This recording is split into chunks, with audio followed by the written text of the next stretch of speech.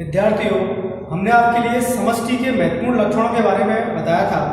अब कुछ शब्दावली है जिनको समझ लेना आवश्यक है, क्योंकि हमने आपके लिए जो वृद्धि वक्र बताए थे, जे वक्र और एस वक्र, उनके आधार पर तथा कुछ अन्य शब्दावली हैं जिन्हें समझ लेना आवश्यक है, जो प्राय पूछी जाती है एग्जाम में। तो बच्चों, एक शब्दावली है जैविक संभावना या जैविक सामर्थ्य, जिसे बायोटिक पोटेंशियल कहते हैं। इसका मतलब क्या होता है? वास्तव में प्रत्येक जीव में एक आंतरिक क्षमता होती है, जनन मतलब अपने एक तरीके से जीवों को उत्पन्न करने की आंतरिक क्षमता, उसका अधिकतम ध्यान रखनी है। किसी भी जीव में जीवों को उत्पन्न करने की जो आंतरिक क्षमता होती है, अर्थात जनन करने की जो क्षमता होती है, उसका अधिकतम, उसे क्या कहते हैं हम? बायोटिक पोटेंशियल कहते हैं, जैविक संभावना। अब इस शब्द का इस्तेमाल सबसे पहले चापमैन या चैपमैन बोल सकते हैं, 1928 में इस वैज्ञानिक ने किया था इस शब्दावली का इस्तेमाल, बायोटिक संभावना। अब सर्वाधिक प्रजननशील शक्ति को व्यक्त करने के लिए इसका इस्तेमाल किया गया था। सर्वाधिक प्रजनन शक्ति को मैंने आपको बताया था, किसी भी जीव में जो जीवों को उत्पन्न करने की या जनन करने की जो आंतरिक क्षमता होती है, उसका अधिकतम क्या कहलाता है? जैविक संभावना या जैविक सामर्थ्य कहलाता है। तो इन्होंने सर्वाधिक प्रजनन शक्ति को व्यक्त करने के लिए शब्दावली का इस्तेमाल किया था, चैपमैन ने। इसको एक अन्य नाम से पुकारते हैं जनन क्षमता, रिप्रोडक्टिव कैपेसिटी। ध्यान रखिए, इसका दूसरा नाम भी है, कंफ्यूज नहीं होना है। 3 नाम है इसके: जैविक संभावना, जैविक सामर्थ्य और जनन क्षमता, जैविक रिप्रोडक्टिव कैपेसिटी। अब ध्यान रखिए, ये जो होगा, कोई भी जीव अपने अधिकतम आंतरिक क्षमता के अनुसार जीवों को या संततियों को उत्पन्न करेगा, वो आदर्श परिस्थितियों में करेगा। कहने का मतलब यह है, वातावरण उसे प्रभावित नहीं करेगा, केवल उसकी आंतरिक सामर्थ्य या कार्यकीय क्षमता ही उसे प्रभावित करेगी। ध्यान रखिए, वातावरण का रोल नहीं है, क्योंकि वातावरण यहाँ आदर्श परिस्थितियों में रहेगा। ऐसा नहीं हो सकता कि पोषकों की कमी, वायुमंडल या फिर तापमान, प्रकाश या अन्य खनिज या कोई कारक जो वातावरणीय हो, पारिस्थितिकी हो, इकोलॉजिकल हो, वो इन्हें प्रभावित नहीं करेगा। तो कार्य की क्षमता प्रभावित करेगी केवल। आप जानते हैं, प्रत्येक जीव में संतति उत्पन्न करने की एक क्षमता रहती है। जैसे आप जानते हैं, प्रोटोजोआ में बहुत सारी जनसंख्या उत्पन्न होती है, और इसके अलावा जैसे हम बात करें हाथियों की, अगर बात करें तो काफी लंबे समय के बाद, लंबे समय की गर्भावस्था रहती है, उसके बाद ही जीव की उत्पत्ति या जन्म होता है या जन्म लेता है जीव। तो कहने का मतलब यह है कि प्रत्येक जीव में जो आंतरिक क्षमता होती है, जीवों को या संततियों को या बच्चे पैदा करने की जो क्षमता होती है, उसका अधिकतम, सर्वाधिक क्या कहलाता है? जैविक संभावना कहलाता है। अब यह कह रहा है आदर्श परिस्थितियों में समष्टि वृद्धि की सर्वाधिक दर, बोल रहा है ना, आदर्श परिस्थितियों में समष्टि वृद्धि की सर्वाधिक दर। कोई भी समष्टि है, उसकी सर्वाधिक दर क्या है, उसकी रेट क्या है? कहने का मतलब है आदर्श परिस्थितियों का मतलब आप समझ रहे हैं कि वातावरण का रोल इसमें बिल्कुल नहीं है, शून्य है। जो जीव का प्रजनन और अंतर्निहित गुण है, मैंने आपके लिए बताया है कि ये वास्तव में जीव का क्या है? आंतरिक गुण है, आंतरिक क्षमता है, अंतर्निहित गुण है, और जनन क्षमता को प्रदर्शित करता है।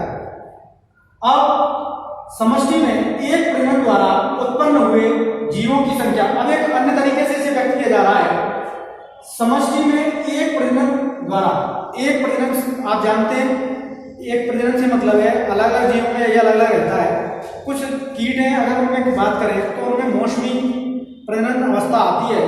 तो यहाँ पे समष्टि में एक प्रजनन द्वारा उत्पन्न हुए जीवों की संख्या प्लस लैंगिक अनुपात प्लस निश्चित भौतिक परिस्थितियों में जीवित रहने की क्षमता, इन तीनों का योग क्या कहलाता है? बायोटिक संभावना कहलाता है।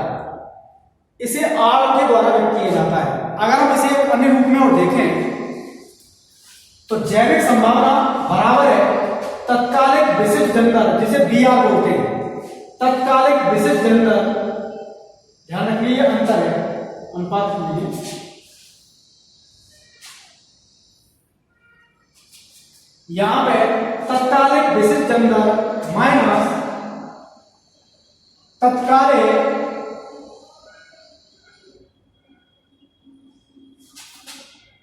विशिष्ट मृत्यु दर। तो ध्यान रखनी है, तत्कालिक से मतलब है उस समय, कोई भी एट टाइम, कोई भी समय ले सकते हैं आप। और विशिष्ट जन्म दर और तत्कालिक विशिष्ट मृत्यु दर। विशिष्ट में मैंने आपके लिए बताया था प्रति इकाई प्रति समष्टि। कहने का मतलब है, मान लो कोई समष्टि प्रारंभ में 500 सदस्य हैं और वो बढ़कर 600 हो गए, तो इसका मतलब है 600 माइनस 500, अब बटे में लेंगे इन्हें 500 मल्टीपल 1 घंटा। तो कहने का इकाई समय हो गया और इकाई समष्टि हो गई, मतलब प्रारंभिक समष्टि का इसके अंतर में भाग देने पर जो कुछ निकल के आता है वास्तव में ये क्या है, तत्कालिक विशिष्ट जन्म दर है। अब इसी तरीके से मान लो किसी समष्टि में 500 सदस्य, तो घटकर कितने रह गए, 400 रह गए, तो उसी प्रकार से इसे भी निकाल सकते हैं। तो कहने का मतलब है वो इस तरीके से निकाल सकते हैं, 500 माइनस 400 माइनस 100, 400 मल्टीपल 1। तो ये जो अंतर है निकाला, इन दोनों का अंतर निकाला जाएगा, उसी को हम क्या कहते हैं, जैविक संभावना कहते हैं। अब अगर हम देखें एक अन्य शब्दावली है जिसे जीवन सारणी कहते हैं, लाइफ टेबल।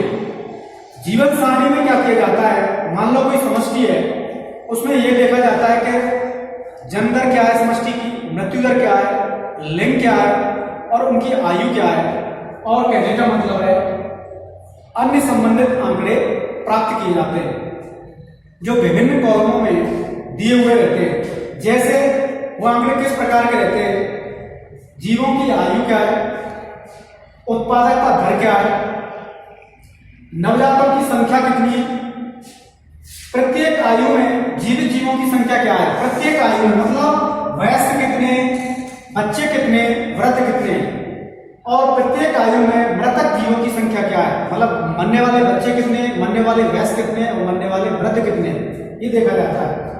समष्टि की वृद्धि और मृत्यु दर का आकलन, ध्यान रखनी है, जीवन सारणी से हम क्या करते हैं, समष्टि की वृद्धि और मृत्यु दर का आकलन कर सकते हैं, अनुमान लगा सकते हैं। तो ये बच्चों, आप ये जीवन सारणी के बारे में आपने समझा। एक और शब्दावली है जिसे कहते हैं पॉपुलेशन जेनेटिक्स, समष्टिक आनुवंशिकी। इसमें क्या रहता है, अंतर्जन्य समष्टि में एक ही जाति के सदस्यों के मध्य जीन का आदान प्रदान का क्षेत्र, जीन के आदान प्रदान का क्षेत्र क्या कहलाता है, समष्टि आनुवंशिकी कहलाती है। देखो इसका इनब्रीड, अंतर्जनित का मतलब है इनब्रीडिंग। ध्यान रखिए, जैसे कोई समष्टि है, समष्टि के सदस्य आपस में क्या करते हैं, जनन करते हैं, तो निश्चित रूप से क्या रहेगा, उनमें जीनों का आदान प्रदान होगा। और जो जीनों के आदान प्रदान का क्षेत्र है, केवल क्या होगी, एक समष्टि होगी। तो उस समष्टि को ही हम एक क्षेत्र मान सकते हैं। तो इसी को ही हम क्या कह सकते हैं, समष्टि आनुवंशिकी कह सकते हैं।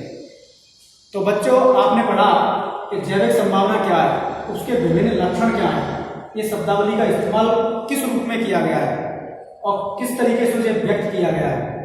इसके अलावा आपने पढ़ा जीवन सारणी, जीवन सारणी का क्या महत्व है, उसमें किस प्रकार के आंकड़े आते हैं। इसके अलावा आपने पढ़ा समष्टि आनुवंशिकी, समष्टि आनुवंशिकी का क्या महत्व है। तो बच्चों, आपने कुछ शब्दावलियों का अध्ययन किया, तो कल हम देखते हैं इकोटाइप और इकेट। तो तब तक के लिए धन्यवाद।